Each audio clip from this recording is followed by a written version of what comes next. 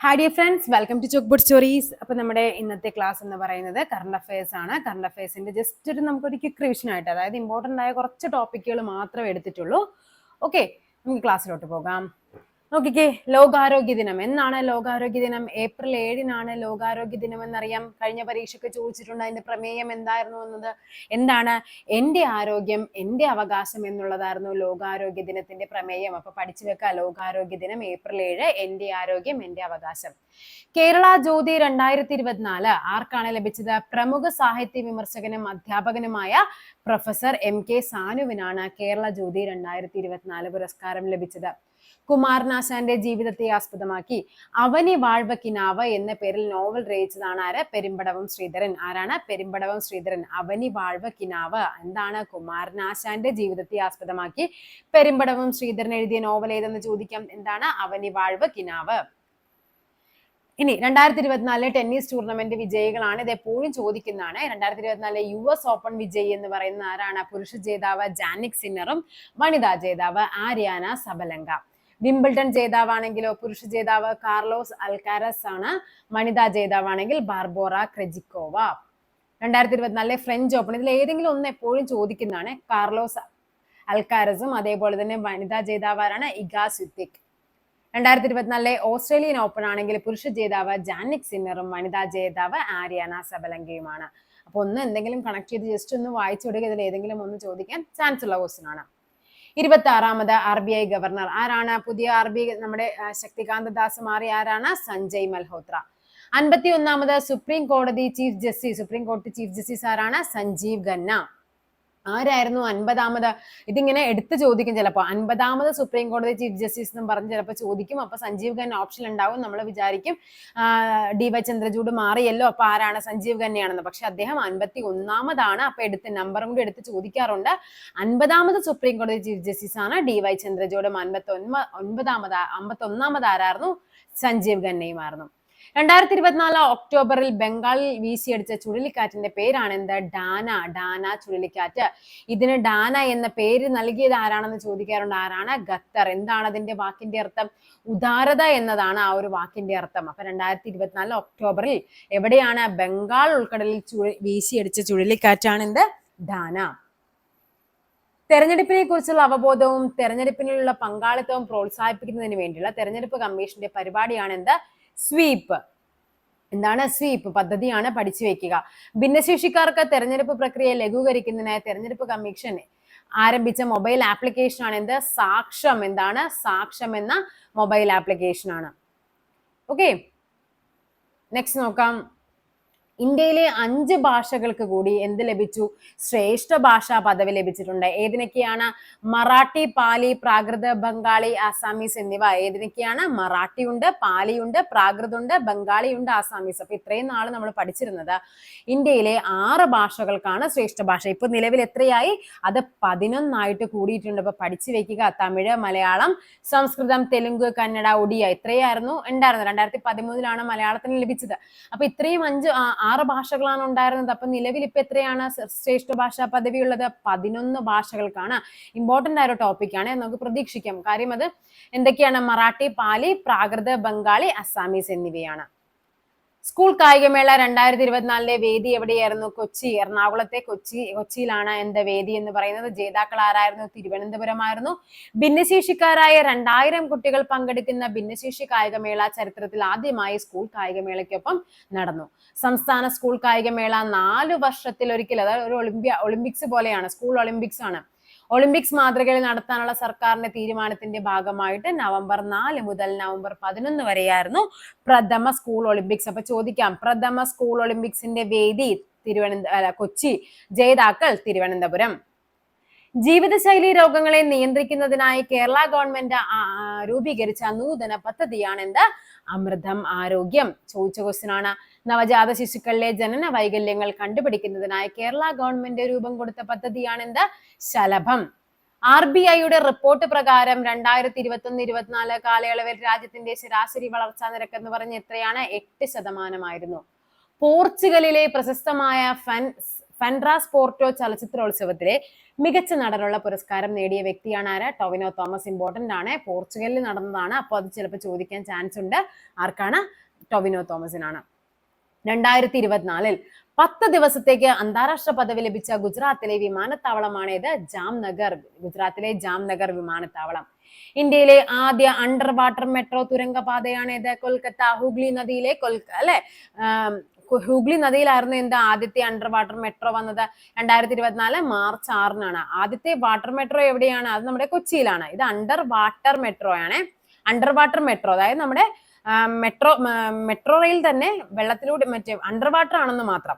Okay. 2024 ജനുവരിയിൽ ഏറ്റവും പഴക്കമേറിയതും ദൂരെയുള്ളതുമായ തമോഗർത്തത്തെ കണ്ടെത്തിയ നാസയുടെ ബഹിരാകാശ ടെലിസ്കോപ്പാണ് James Webb. Okay, James Webb telescope. James Webb telescope വിക്ഷേപിച്ചതെന്നാണ് 2021-ലാണ്. ഓക്കെ, ഇതെന്താണ്? ഈ ജെയിംസ് വെബ് ടെലസ്കോപ്പ് കഴിഞ്ഞ പരീക്ഷയ്ക്ക് ചോദിച്ചിട്ടുണ്ടായിരുന്നു. നമ്മൾ ഫിസിക്സിന്റെ ക്ലാസ്സിലാണെന്ന് തോന്നുന്നു. അതിനെപ്പറ്റി ഡീറ്റെയിൽ ആയിട്ട് ആ സ്റ്റേറ്റ്മെന്റ് ടൈപ്പ് ക്വസ്റ്റ്യൻസ് ആ ക്ലാസ്സിൽ കിടപ്പുണ്ട്. ഭാരതരത്ന പുരസ്കാരം 2024 ആർക്കൊക്കെയായിരുന്നു? MS സ്വാമിനാഥൻ. മരണാനന്തരമായിട്ട് ഹരിതവിപ്ലവത്തിന്റെ നേതാവാണ്. എന്താണ്? 2023 സെപ്റ്റംബർ 28-നാണ് അന്തരിച്ചത്. ഇമ്പോർട്ടന്റ് ആണ്. മരണം ഏത് ദിവസമാണെന്ന് ചോദിക്കാറുണ്ട്. പിന്നെയുള്ളത് ചരൺ സിംഗിന്, പിന്നെ PV നരസിംഹറാവുവിന് മരണാനന്തരമാണ്. ദക്ഷിണേന്ത്യയിൽ നിന്നുള്ള ആദ്യ പ്രധാനമന്ത്രിയായിരുന്നു ആര്? നരസിംഹറാവു. ഇന്ത്യയിൽ പുത്തൻ സാമ്പത്തിക പരിഷ്കാരങ്ങൾക്ക് തുടക്കം കുറിച്ച് പ്രധാനമന്ത്രി. ചോദിക്കാറുണ്ട്. പുത്തൻ സാമ്പത്തിക പരിഷ്കാരങ്ങൾ നടപ്പിലാക്കിയ സമയത്തെ പ്രധാനമന്ത്രിയാണ് ആര്? PV നരസിംഹറാവു. ആ സമയത്തെ ധനകാര്യ മന്ത്രിയായിരുന്നു ആര്? മൻമോഹൻ സിംഗ്. അല്ലെ? കർപ്പൂരി ഠാക്കൂർ. അടുത്ത എന്താണ്? മരണാനന്തരമാണ്. മുൻ ബീഹാർ മുഖ്യമന്ത്രിയാണ് LK അദ്വാനി. ഇങ്ങനെ 5 പേർക്കാണ് പ്രധാനമായിട്ടും എന്ത് ലഭിച്ചത്? ഭാരതരത്ന പുരസ്കാരം ലഭിച്ചത്. അടുത്തത് വിയോഗങ്ങളാണ് പറയുന്നത്. ഫാത്തിമ ബീവി. ഈ ദിവസം പഠിച്ചു വെക്കണേ. 2023 നവംബർ 23-നാണ് ഫാത്തിമ ബീവി അന്തരിക്കുന്നത്. എന്താണ് പ്രത്യേകത? സുപ്രീം കോടതിയിലെ ആദ്യ വനിതാ ജഡ്ജിയായിരുന്നു. ഓക്കെ, ജഡ്ജിയായിരുന്നു ഫാത്തിമ ബീവി. അതേപോലെ തന്നെ 2024 പത്മഭൂഷൺ ലഭിച്ചു. അതേപോലെ സംസ്ഥാന സർക്കാരിന്റെ രണ്ടാമത്തെ പരമോന്നത ബഹുമതിയായ കേരള പ്രഭ 2023 പുരസ്കാരം ലഭിച്ചത് ഫാത്തിമ ബീവിക്കാണ്. കേരള ഹൈക്കോടതിയിലെ ആദ്യ മുസ്ലിം വനിതാ ജഡ്ജിയായിരുന്നു. സുപ്രീം കോടതിയിലെ ആദ്യ വനിതാ ജഡ്ജിയുമായിരുന്നു. ഇമ്പോർട്ടന്റ് ആണ്, ചോദിക്കുന്നതാണ്, ചിലപ്പോൾ സ്റ്റേറ്റ്മെന്റ് ആയിട്ടൊക്കെ ചോദിക്കാം. MS സ്വാമിനാഥൻ ആരാണ്? ഇന്ത്യൻ ഹരിത വിപ്ലവത്തിന്റെ പിതാവ് എന്നറിയപ്പെടുന്നതാണ് ആര്? MS സ്വാമിനാഥൻ. എന്നാണ് അദ്ദേഹം മരിച്ചത്? 23 സെപ്റ്റംബർ 28-ന്. മുഴുവൻ പേരെന്താണ്? മങ്കൊമ്പ് സാംബശിവൻ സദാശിവൻ. MS സ്വാമിനാഥൻ വികസിപ്പിച്ചെടുത്ത ഗോതമ്പിന്റെ ഇനമാണേത്? ഷർബതി സൊനോറ. സൊനോറ 64 എന്നും കൂടി അത് അറിയപ്പെടുന്നുണ്ട്. അടുത്തതാണ് P വത്സല. നമുക്കറിയാം, മലയാളം നോവലിസ്റ്റും ചെറുകഥാകൃത്തും അധ്യാപികയുമായ സാമൂഹ്യ പ്രവർത്തകയുമായിരുന്നു ആര്? P വത്സല. എന്നാണ് മരിച്ചത്? 23 നവംബർ 21. 23 നവംബർ 23-നാണ് ആര്? ഫാത്തിമ ബീവി. മുഴുവൻ നാമമാണ് പാറക്കുളത്തിൽ വത്സര. തിരുനെല്ലിയുടെ കഥാകാരി എന്നറിയപ്പെടുന്നു. 2021 എഴുത്തച്ഛൻ പുരസ്കാര ജേതാവാണ് ആര്? P വത്സല. ഇനിയാണ് നമുക്ക് കുറച്ച് മന്ത്രിമാരെ എപ്പോഴും ചോദിക്കുന്നുണ്ട്. മന്ത്രിമാരെ എപ്പോഴും ഏറ്റവും കൂടുതൽ ചോദിച്ചിരിക്കുന്ന ആരാണ്? ഈ JP നഡ്ഡ. അതായത് ആരാണ്? ആരോഗ്യമന്ത്രി ചോദിക്കാറുണ്ട്. അപ്പൊ ഒന്ന് പഠിച്ചു വെക്കുക. രാജ്നാഥ് സിംഗ് പ്രതിരോധ മന്ത്രിയാണ്. അമിത് ഷാ ആഭ്യന്തരം സഹകരണം. നിതിൻ ഗഡ്കരി ആരാണ്? ഗതാഗത മന്ത്രിയാണ്. JP നഡ്ഡ ആരോഗ്യമാണ്. ശിവരാജ് സിംഗ് ചൗഹാൻ കൃഷി വകുപ്പാണ്. നിർമ്മല സീതാരാമൻ ധനകാര്യവും. സുബ്രഹ്മണ്യം ജയശങ്കർ വിദേശകാര്യവും. അന്നപൂർണ ദേവി ആരാണ്? വനിതാ ശിശുക്ഷേമമാണ്. അതേപോലെ കേരളത്തിൽ നിന്ന് 2 സഹമന്ത്രിമാരുണ്ട്. ആരൊക്കെയാണ്? നമ്മുടെ സുരേഷ് ഗോപിയും അതേപോലെ ജോർജ് കുര്യനും. സുരേഷ് ഗോപിക്കുള്ള ഏതൊക്കെയായിരുന്നു വകുപ്പുകൾ? പെട്രോളിയം, പ്രകൃതിവാതകം, അതേപോലെ തന്നെ ടൂറിസം വകുപ്പ് സഹമന്ത്രിയാണ്. ജോർജ് കുര്യൻ ആണെങ്കിലോ ന്യൂനപക്ഷക്ഷേമം, മൃഗസംരക്ഷണം, ഫിഷറീസ് വകുപ്പുകളുടെ സഹമന്ത്രിയാണ്. അടുത്തത് അവാർഡുകളാണ്. 2024 ദാദാസാഹിബ് പുരസ്കാരത്തിന് അർഹനായ ബോളിവുഡ് നടനാണ് ആര്? മിഥുൻ ചക്രവർത്തി. 2024 വയലാർ അവാർഡ് ആർക്കാണ്? അശോകൻ ചെരുവിൽ. കാട്ടൂർ കടവ് എന്ന നോവലിനാണ് അശോകൻ ചെരുവിലിന് വയലാർ അവാർഡ് 2024 ലഭിച്ചത്. 2024 എഴുത്തച്ഛൻ പുരസ്കാര ജേതാവ് ആരാണ്? NS മാധവൻ. 2023 എഴുത്തച്ഛൻ പുരസ്കാര ജേതാവ് ആരാണ്? SK വസന്തൻ. 2023 മാതൃഭൂമി സാഹിത്യ പുരസ്കാരം ആർക്കാണ്? സക്കറിയ. 2024 ONV സാഹിത്യ പുരസ്കാരം ആർക്കായിരുന്നു? പ്രതിഭ റായ്. 2024 ONV യുവ സാഹിത്യ പുരസ്കാരം ആർക്കാണ്? ദുർഗാ പ്രസാദ്. കൃതി എന്താണ്? രാത്രിയിൽ അച്ചാങ്കര എന്ന് പറയുന്ന ഒരു കൃതിക്കാണ് ദുർഗാ പ്രസാദിന് 2024 ONV യുവ സാഹിത്യ പുരസ്കാരം ലഭിച്ചത്. ONV യുവ സാഹിത്യ പുരസ്കാരം ആർക്കാണ്? പ്രതിഭ റായ്ക്കാണ്. ഇത് ONV സാഹിത്യ പുരസ്കാരം പ്രതിഭ റായിക്കും. യുവ സാഹിത്യ പുരസ്കാരമാണ് ആർക്ക്? ദുർഗാ പ്രസാദിന്. 2023 53ാമത് ഓടക്കുഴൽ പുരസ്കാര ജേതാവാണ് PN ഗോപികൃഷ്ണൻ. എന്താണ്? കവിതാ മാംസഭോജിയാണ് എന്ന കൃതിക്കായിരുന്നു. അതേപോലെ 2024 പത്മപ്രഭ പുരസ്കാരമാണ് ആര്? റഫീഖ് അഹമ്മദ്. ഇവിടെ എന്താണ്? മാതൃഭൂമി പുരസ്കാരം സക്കറിയ, ദാദാ സാഹിബ് മിഥുൻ ചക്രവർത്തി, വയലാർ അവാർഡ് അശോകൻ ചെരുവിൽ. 2024 എഴുത്തച്ഛൻ പുരസ്കാരം NS മാധവനും, 23 എഴുത്തച്ഛൻ പുരസ്കാരം SK വസന്തനും. മാതൃഭൂമി സാഹിത്യ പുരസ്കാരം സക്കറിയയ്ക്കും, ONV സാഹിത്യ പുരസ്കാരം പ്രതിഭ റായിക്കും, ONV യുവ സാഹിത്യ പുരസ്കാരം ദുർഗാ പ്രസാദ്, 2023 ഓടക്കുഴൽ പുരസ്കാരം PN ഗോപികൃഷ്ണനും, 2024 പത്മപ്രഭ പുരസ്കാരം റഫീഖ് അഹമ്മദിനുമാണ്. അടുത്തതാണ് പ്രോബാത്രി. എന്താണ് പ്രോബാത്രി എന്ന് പറയുന്നത്? സൂര്യകിരണങ്ങളെ പഠിക്കാനുള്ള യൂറോപ്യൻ ബഹിരാകാശ ഏജൻസിയുടെ ഇരട്ട ഉപഗ്രഹങ്ങൾ അടങ്ങിയ ഒരു ദൗത്യമാണ് എന്ത്? പ്രോബാത്രി എന്ന് പറയുന്നത്. ശ്രീഹരിക്കോട്ടയിൽ നിന്ന് 2024 ഡിസംബർ 5-നാണ് അത് വിജയകരമായി വിക്ഷേപിച്ചത്. PSLV C59 പഠിച്ചു വെക്കുക. PSLV C59 അതിലുണ്ടായിരുന്ന ഇരട്ട ഉപഗ്രഹങ്ങൾ ഏതൊക്കെയായിരുന്നു? കൊറോണോഗ്രാഫും ഒക്കൾട്ടർ. പേരുകളാണ് കൊറോണോഗ്രാഫ് ആൻഡ് ഒക്കൾട്ടർ. നെക്സ്റ്റ് നോക്കാം എന്താണ് പറഞ്ഞിരിക്കുന്നതെന്ന്. ഇനി എന്താണ് 2025 എന്തൊക്കെ വർഷങ്ങളാണെന്ന്. എന്തൊക്കെയാണ് 2025? ക്വാണ്ടം സയൻസ് ആൻഡ് ടെക്നോളജിയുടെ അന്താരാഷ്ട്ര വർഷമാണ്. സമാധാനത്തിന്റെയും വിശ്വാസത്തിന്റെയും അതേപോലെ ഹിമാനികളുടെ സംരക്ഷണം, ഇതൊക്കെയാണ് 2025 എന്ന് പറയുന്നത്. ഓക്കെ. അതേപോലെ നമ്മുടെ പാരീസ് ഒളിമ്പിക്സ് ആണ്. പാരീസ് ഒളിമ്പിക്സ് ഇമ്പോർട്ടന്റ് ആണ്, ചോദിക്കാറുണ്ട്. പാരീസ് ഒളിമ്പിക്സിൽ 1ാം സ്ഥാനം ആർക്കായിരുന്നു? അമേരിക്കയ്ക്കാണ്. നേടിയ മെഡലുകളുടെ എണ്ണം എന്ന് പറയുന്നത് 126 ആണ്.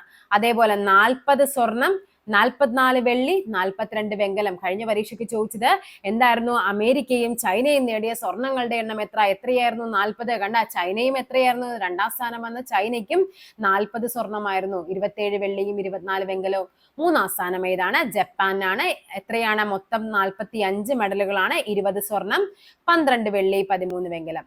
71ാം സ്ഥാനമാണ് ആർക്ക് ലഭിച്ചത്? നമ്മുടെ ഇന്ത്യക്ക് ലഭിച്ചത്. മൊത്തം എത്ര മെഡൽ നേടി? 6 മെഡലാണ്. അതിൽ 1 വെള്ളിയുമുണ്ട്, 5 വെങ്കലയുമുണ്ട്. വെള്ളി ആർക്കായിരുന്നു? നമ്മുടെ നീരജ് ചോപ്രയ്ക്കായിരുന്നു. ദീപശിഖ പ്രയാണത്തിൽ ഇന്ത്യക്ക് വേണ്ടി ദീപശിഖ ഏന്തിയത് ആരായിരുന്നു? അഭിനവ് ബിന്ദ്ര. മാർച്ച് പാസ്റ്റിൽ ഇന്ത്യൻ പതാക ഏന്തിയത് ആരൊക്കെയായിരുന്നു? ശരത് കമലും PV സിന്ധുവുമായിരുന്നു. ശരത് കമൽ എന്ന് പറയുന്ന ടേബിൾ ടെന്നീസ് താരവും PV സിന്ധു എന്താണ്? ബാഡ്മിന്റൺ താരവുമാണ്. സമാപന സമ്മേളനത്തിൽ ഇന്ത്യൻ പതാക, ഇത് എന്നാണ് തുടക്കത്തില്. ഇവിടെ ആരാണ്? സമാപന സമ്മേളനത്തിൽ ആരൊക്കെയായിരുന്നു? PR ശ്രീജേഷും മനു ഭാക്കറുമായിരുന്നു. ഷൂട്ടിങ്ങിലാണ് മനു ഭാക്കർ. ആരാണ്? വനിതാ 10 മീറ്റർ എയർ പിസ്റ്റൾ വിഭാഗത്തിലാണ് മനു ഭാക്കർ എന്ത് നേടിയത്? വെങ്കല മെഡൽ നേടിയത്. ഒളിമ്പിക്സ് ഷൂട്ടിങ്ങിൽ മെഡൽ നേടുന്ന ആദ്യത്തെ വനിതയാണ് ആര്? മനു ഭാക്കർ. ചോദിക്കാം, ഒളിമ്പിക്സിൽ വെങ്കല മെഡൽ നേടുന്ന ആദ്യ ഇന്ത്യൻ വനിത ആരാണ്? മനു ഭാക്കർ ആണ്. ഏതാണ് ഇനം? വനിതാ 10 metre air pistol. 10 metre air പിസ്റ്റളിലെ മിക്സഡ് ടീമില് ആരൊക്കെയാണ്? മനു ഭാക്കറും അതേപോലെ കൂട്ടത്തിൽ ആരാണ്? സരബ് ജ്യോതി സിംഗും എന്ത് നേടി? വെങ്കല മെഡൽ നേടി. ഇനി ഇതോടെ പാരീസ് ഒളിമ്പിക്സിൽ മനു ഭാസ്കർ അല്ല, മനു ഭാക്കർ ആണ് ഒരു ഗെയിംസിൽ 2 മെഡൽ നേടിയ ഇന്ത്യൻ താരം. അപ്പൊ ചോദിക്കാം, പാരീസ് ഒരു ഗെയിംസിൽ തന്നെ 2 മെഡൽ നേടിയ ഇന്ത്യൻ താരം ആരാണ്? മനു ഭാക്കർ ആണ്. അടുത്തതാണ് പുരുഷ 50 മീറ്റർ റൈഫിൾ 3 പൊസിഷനിൽ വെങ്കല മെഡൽ നേടിയത് ആരാണ്? സ്വപ്നിൽ കുശാൽ. സ്വപ്നിൽ കുശാൽ ആണ് ഈ ഇനത്തിൽ വെങ്കല മെഡൽ നേടുന്ന ആദ്യത്തെ ഇന്ത്യൻ ഷൂട്ടറാണ് സ്വപ്നിൽ കുശാൽ. ഏതാണ്? പുരുഷ 50 മീറ്റർ റൈഫിളില്. നെക്സ്റ്റ് ആണ് ഹോക്കി പുരുഷ ടീം എന്ത് നേടി? വെങ്കല മെഡൽ നേടിയില്ലേ? എന്തായിരുന്നു? ആരായിരുന്നു ക്യാപ്റ്റൻ? ഹോക്കിയുടെ ക്യാപ്റ്റൻ ആണ് ആര്? ഹർമൻ പ്രീത് സിംഗ്. ഗോൾ കീപ്പർ ആയിരുന്നു നമ്മുടെ മലയാളിയായ PR ശ്രീജേഷ്. ആരെയാണ് തോൽപ്പിച്ചത്? നമ്മുടെ സ്പെയിനെ തോൽപ്പിച്ചാണ് എന്ത് നേടിയത്? വെങ്കല മെഡൽ നേടിയത്. ഈ ഇനത്തിൽ ഗോൾഡ് ആർക്കായിരുന്നു? അപ്പൊ ചോദിക്കാം, ഹോക്കിയിൽ പാരീസ് ഒളിമ്പിക്സിൽ ഹോക്കിയിൽ ഗോൾഡ് മെഡൽ നേടിയത് നെതർലാൻഡും വെള്ളി നേടിയത് ജർമ്മനിയുമായിരുന്നു. കഴിഞ്ഞ ടോക്കിയോ ഒളിമ്പിക്സിലെ വെങ്കല മെഡലിനുള്ള മത്സരത്തിൽ ജർമ്മനിയെ തോൽപ്പിച്ചാണ് ഇന്ത്യ മെഡൽ സ്വന്തമാക്കിയത്. അപ്പൊ ഇത്തവണത്തെ പാരീസ് ഒളിമ്പിക്സിൽ നമുക്കറിയാം ഹോക്കിക്ക് എന്താണ്? വെങ്കല മെഡലാണ് ലഭിച്ചത്. ഹോക്കിയുടെ ക്യാപ്റ്റൻ ആയിരുന്നു ഹർമൻ പ്രീത് സിംഗും ഗോൾ കീപ്പർ ആയിരുന്നു PR ശ്രീജേഷും. ഇനിയാണ് അത്ലറ്റിക്സ്. അത്ലറ്റിക്സിലെ പുരുഷ ജാവലിൻ ത്രോയിൽ ആരാണ്? നീരജ് ചോപ്ര വെള്ളി മെഡൽ നേടി. എത്രയാണ് അദ്ദേഹം എറിഞ്ഞ ദൂരം എന്ന് പറയുന്നത്? 89.45 മീറ്റർ. കഴിഞ്ഞ വരുന്ന ക്വസ്റ്റ്യൻസ് പേപ്പറിൽ എല്ലാത്തിലും ചോദിച്ചിരുന്ന ഒരു ക്വസ്റ്റ്യൻ ആയിരുന്നു ഇത്. ഒന്ന് ചോദിച്ചത് ഇങ്ങനെയായിരുന്നു, നീരജ് ചോപ്ര വെള്ളി മെഡൽ എന്തായിരുന്നു? അതായത് നീരജ് ചോപ്രയുടെ ഇനം ഏതെന്ന് ചോദിച്ചിട്ടുണ്ടായിരുന്നു. എന്താണ്? ജാവലിൻ ത്രോ ആണ്. പിന്നെ ചോദിച്ചത് പാരീസ് ഒളിമ്പിക്സിൽ വെള്ളി മെഡൽ നേടാനായി നമ്മുടെ നീരജ് ചോപ്ര എറിഞ്ഞ ദൂരം എത്രയെന്ന് ചോദിച്ചിട്ടുണ്ടായിരുന്നു. പിന്നെ ചോദിച്ചത് എന്തായിരുന്നു? ഇപ്പറയുന്ന വെള്ളി മെഡൽ നേടിയ നീരജ് ചോപ്രയെ തോൽപ്പിച്ചുകൊണ്ട് സ്വർണം നേടിയ പാകിസ്ഥാനി ആരായിരുന്നു?